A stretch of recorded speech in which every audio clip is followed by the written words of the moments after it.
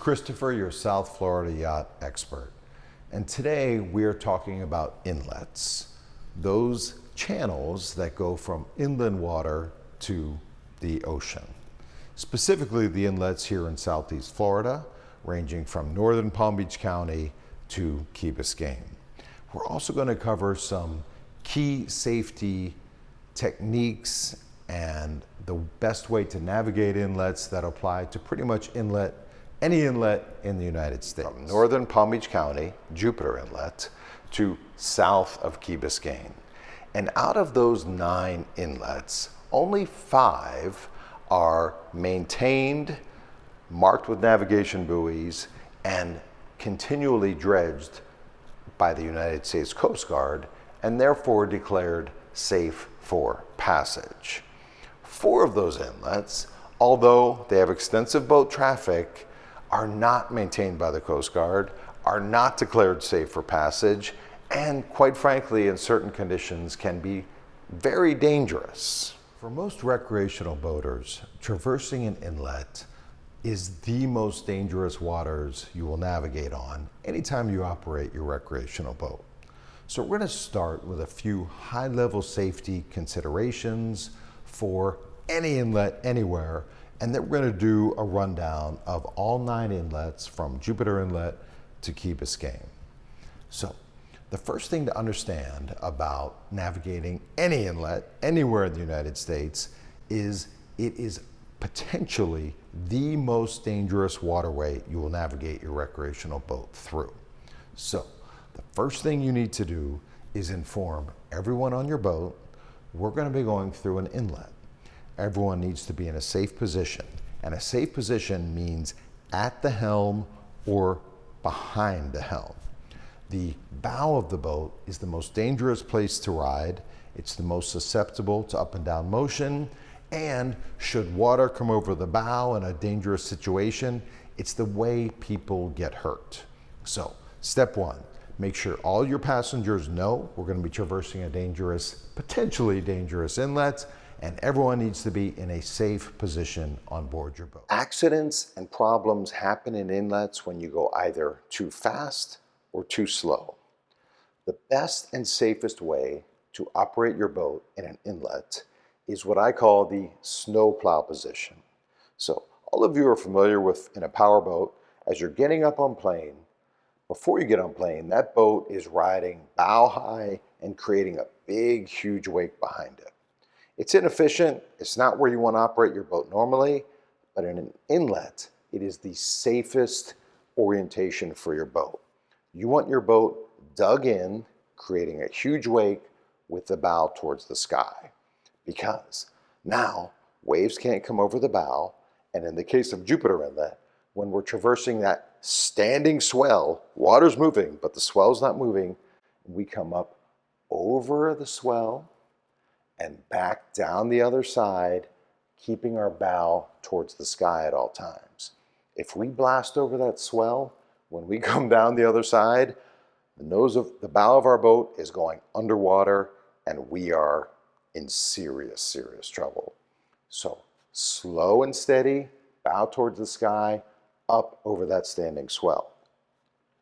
Another thing, and this applies to all inlets, is let's say big swells are moving into the inlet because it's an incoming tide.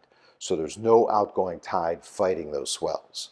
In that case, we time our boat, we ride the back of a swell with our bow up, we time our throttle, ride the back of our swell all the way in.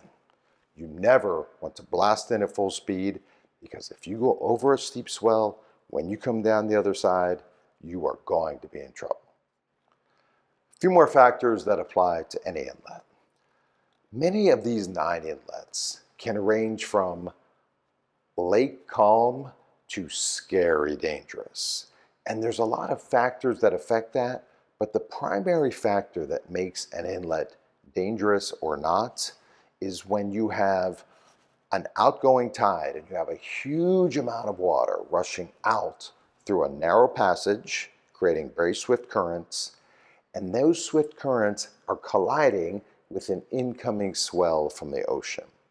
Now, when you have an incoming swell meeting a strong outgoing tide, that's when you get the dangerous condition, especially in those inlets that are not U.S. Coast Guard certified safe for passage. And again, out of the 9, only 5 are U.S. Coast Guard declared safe for passage. So you want your passengers to be safe. It's always good to have your kill switch, your lanyard that connects to the kill switch on your ignition, because you would be amazed how often people fly out of their own boat, and if they don't have a kill switch, that boat is running on its own, creating a very dangerous situation. One other thing to remember that applies to any inlet is you may leave in the morning through whatever inlet you're traversing, very calm, placid waters. But at the end of the day, you may return to that same inlet and it is dangerous and chaotic. And that's because the tide may have changed or will have changed, and the swell may have increased. So if you return to your home inlet and it looks chaotic, you have a couple of options. Number 1, pause. Don't force an inlet passage. Number 2, watch other boats going through the inlet and see how they're experiencing these dangerous conditions. Number 3, if you're at a non-U.S. Coast Guard certified inlet, go to a different inlet. So for example, there have been times when I've been at Jupiter Inlet, I've returned after a long day, and it is chaos in that inlet. So I had to head south to the Palm Beach Inlet, which is a U.S. Coast Guard marked dredged inlet, come in and make the slow ride up the Intracoastal Waterway back to Jupiter, which is a much safer decision than trying to force a return entry through Jupiter Inlet, which at that time was very dangerous. So we're going to discuss the specifics of these 9 inlets going from north to south. And the northernmost inlet we're covering today is Jupiter Inlet. And Jupiter Inlet was my home inlet for many years. It is beautiful, but to be clear, it is considered unnavigable by the United States Coast Guard. And I have many stories about going out Jupiter Inlet in the morning, calm as can be, and returning to a washing machine with crazy standing waves. So all that water going out, that swell coming in, creates a giant wave that is not moving. It is standing in position. So you have to get your boat up and over this giant swell, 8 to 10 feet sometimes, while not burying your bow as you go over that stationary wave on the downside. There are many reasons why Jupiter Inlet is considered unnavigable by the United States Coast Guard is there is constantly moving shoals on the outside of the inlet, on the ocean side. So anytime you are approaching an inlet, if you see waves breaking, that means shallow water, that means danger. So those sandbars and shoals at Jupiter Inlet or any of those inlets can literally change overnight. So you're never traversing the same inlet twice. So you need to be very observant, observe the conditions, observe breaking waves, follow other boats, look at other boats and see how they're navigating the inlet, and determine if it's safe for your vessel. But let's use Jupiter Inlet as an example. You left in the morning, it was nice and calm, you're returning at the end of the day, and now you have a big incoming swell against a strong outgoing tide, creating that big standing wave in the middle of the inlet, and you have shoals all around the entrance. So as you're approaching the entrance to the inlet, the first thing you're going to do is avoid any breaking waves. That's shallow water, that is danger. As you come into the inlet, accidents and problems happen in inlets when you go either too fast or too slow. The best and safest way to operate your boat in an inlet is what I call the snowplow position.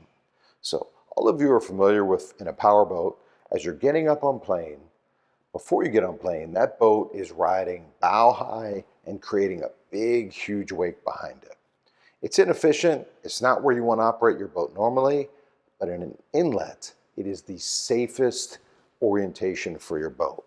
You want your boat dug in, creating a huge wake with the bow towards the sky. because now waves can't come over the bow. And in the case of Jupiter Inlet, when we're traversing that standing swell, water's moving, but the swell's not moving, we come up over the swell and back down the other side, keeping our bow towards the sky at all times. If we blast over that swell, when we come down the other side, the bow of our boat is going underwater and we are in serious, serious trouble. So slow and steady, bow towards the sky, up over that standing swell. Another thing, and this applies to all inlets, is let's say big swells are moving into the inlet because it's an incoming tide. So there's no outgoing tide fighting those swells.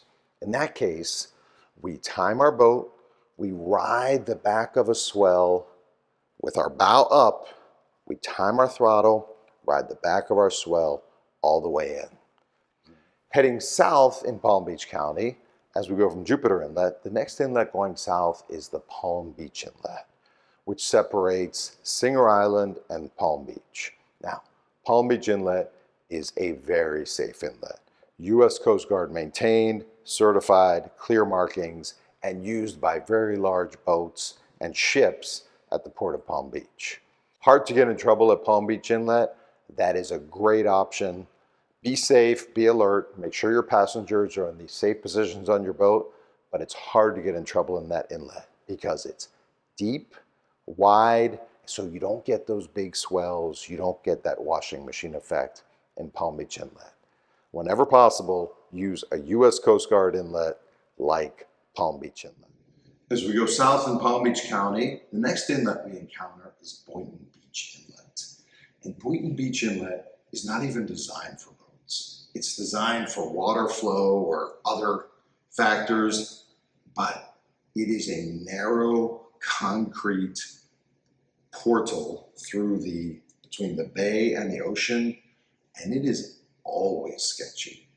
Not considered safe by the United States Coast Guard, not considered navigable by the U.S. Coast Guard. So if you need to use Boynton Beach Inlet as your inlet, be very careful. Same rules apply. Passengers in the safe place on your boat, watch for shoaling at the entrance to the inlet. If swells are coming in, ride the back of that swell. Regardless of what's going on, use that snowplow attitude where your boat is dug in, driving with the bow up and creating a big wake. You do not want to be on plane. And Boynton Beach Inlet, because it's so narrow, make sure you maintain throttle and power all the way through, because those currents can be so strong. If you're not driving your engine and driving your boat through, you will get turned, tossed, and potentially smacked into those side concrete walls of the inlet at Boynton Beach. As we go south from Boynton Beach, still in Palm Beach County, the next inlet we encounter is the Boca Raton Inlet. And Boca Raton Inlet, if it's not high tide, is especially prone to sandbars and shoaling. It's another inlet that is not marked by the United States Coast Guard, not considered navigable, and really requires local knowledge. So the first time you do Boca Inlet, go at high tide. Less chance of getting in trouble. Watch what other boats are doing. There's no markings. You need to be very aware of what's happening. And just like any inlet, you're going to maintain that snow plow position all the way through the inlet until you approach the bridge inside the Boca Inlet where everything calms down. So passenger safe, snow plow position of your boat, kill switch lanyard, and pay attention. Look for shoaling, look for breaking waves, look at other boats traversing the inlet, take your time, and if it looks too sketchy, that's okay, because there is another inlet just south of Boca Inlet called Hillsborough Inlet, which is maintained, marked, and considered navigable by the United States Coast Guard. It's a short run. Anytime you're returning to an inlet that looks dangerous or sketchy in any way, stop, evaluate, consider your options. Often, if you wait till the tide turns an hour or two, your inlet's going to be fine. Or, in this case, in South Florida, from Boynton to Boca Raton Inlet is 20 minutes max, depending on conditions. And Hillsborough Inlet, which we're going to talk about next, is an excellent option. Hillsborough Inlet has a beautiful lighthouse, and hence the name Lighthouse Point of the nearby town. This Hillsborough Inlet has markers, it is dredged, it is considered navigable by the U.S. Coast Guard. One tip that I'll point out with Hillsborough Inlet, and really inlet, any inlet, is when you approach the inlet, don't come straight in from the side. Stay way out in the ocean until you're exactly lined up with the entrance to the inlet. In Hillsborough Inlet case, there's markers. Look for your markers and proceed slowly, not too slow, snowplow position, straight through the inlet towards the bridge. Hillsborough Inlet is an excellent option and an excellent alternative to the Boca Inlet, which I really don't recommend unless you have local knowledge of the Boca Inlet. Hillsborough, as long as you're careful, is always going to be safe and navigable. As we head south from the Hillsborough Inlet, we come to the Port Everglades Inlet. Now, Port Everglades Inlet is a massive shipping channel inlet. It is deep, it is wide, it is well marked, although there are very significant jetties at the entrance to the inlet, which are not well lit. Hence, back to, if you're returning to the Port Everglades Inlet, especially at night or in low visibility conditions, stay well offshore until you are exactly parallel with the entrance to the inlet. And remember, most marked inlets, like Port Everglades and other U.S. Coast Guard inlets, the entrance buoys are in the middle of the channel. So the buoys that you see that are half red and half white, it's not one side or the other. That means it is right in the middle of the channel. And then as you proceed past those mid-channel buoys, you'll see markers on either side. And I've come into Port Everglades at night. Those jetties are completely dark. They are not well illuminated, so do not come in at an angle. Stay out in the ocean and come straight into Port Everglades. But because Port Everglades is wide, deep, and dredged, you will never get those crazy waves, those crazy conditions that you get at the non-U.S. Coast Guard navigable inlets like Jupiter, like Boynton, like Boca. The next inlet coming south from Port Everglades Inlet is Haulover Inlet. Now, I don't think Haulover Inlet is the most dangerous inlet in the United States, but it's certainly the most infamous. There are countless YouTube channels showing the frequent and recurring disasters and dangerous situations that occur in Haulover Inlet. Haulover Inlet is not declared navigable by the Coast Guard. It is not marked. Now, in most conditions, Haulover Inlet is fine, but if it looks sketchy, you have options, which we'll talk about in a second. Haulover Inlet, remember, keep your boat bow high, power, throttle, passengers safe, and often Haulover Inlet works best if you go more towards the sides. If it's really rough, if it's really churned up, if you go more towards the right side, whichever way you're going, out or in, if you stay towards the sides of the inlet, you have less chance of problems. And if you do have a problem, you're going to be on the internet, and it's going to be on the internet forever. So be especially careful at Haulover Inlet, because if you look bad, you're going to look bad for everyone on the internet across the world, because every YouTube channel is at Haulover Inlet, and they love to make fun of people who don't know how to operate their boat properly. Heading south from Haulover Inlet, we come to another very safe inlet. So we call it Government Cut, and that is just at the south end of Miami Beach, south of South Point Park, the end of Miami Beach, before you get to Fisher Island. And that is, like Port Everglades, a major shipping channel, dredged, wide, maintained by the U.S. Coast Guard, clear markings. So if you have any dangerous situation, use Government Cut. You will never get in trouble in Government Cut. Now, be aware of large cruise ships, large cargo ships entering and leaving. Stay far away from them. But other than that, Government Cut south of Miami Beach is an excellent option. You'll never see crazy conditions. You cannot get in trouble. Now, as we go south from Government Cut, the last inlet we cover, it's not actually an inlet. It's more of a passage from, this is south of Key Biscayne, and that is from Biscayne Bay out to the ocean, and it goes right through what's called Stiltsville. And it is very well marked. It's clear, it's deep. The passage south of Key Biscayne is another excellent option. Look for markers, just like all the other inlets. Don't come in at an angle. Stay out in the ocean until you're parallel with the entrance. Pick up those markers and follow those channel markers all the way in or out. You'll never see crazy conditions at the Key Biscayne Passage because it is deep, marked, and well and easily traversed. So what causes challenges at those non-US Coast Guard approved inlets is number one, narrow, number two, shoaling, changing conditions, and number three, an unpredictability.